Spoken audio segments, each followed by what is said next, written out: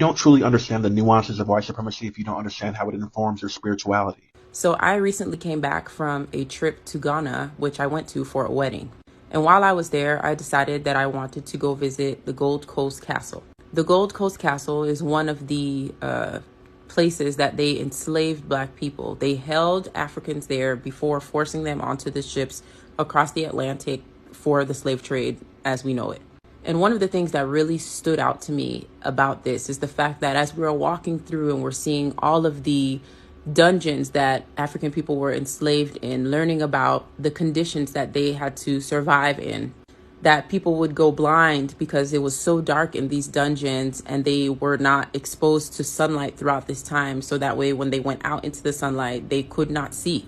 Or the fact that food would be thrown from windows at the top and land in the bodily excrements of all the people forced to stay together.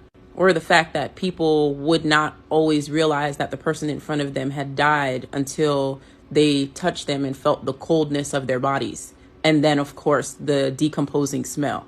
It is brutal and it is gruesome, and it was such an emotional experience for me.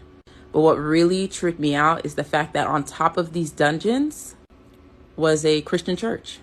Yes, there was a church on top of the dungeons where enslaved Africans were held before being forced across the Atlantic. And the man who was conducting the tour was explaining how sometimes the pastor, even thinking about it and re-listening is just making me shake, was talking about how the pastor would sometimes, when he was feeling very benevolent, toss some food in right on into, before stepping into the sanctuary.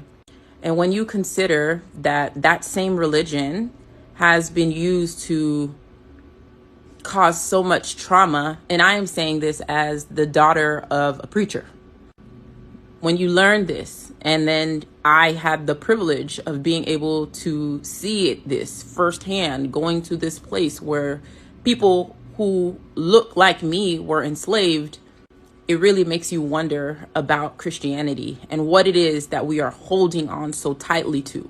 And so if me being open to the idea of accepting that my ancestors fought for so many things, and that if I'm here, it's because of all of that they had endured, and I choose to venerate them, if I choose to acknowledge the spiritualness of our experience and our existence, if that makes me a witch, then I guess I'm a witch.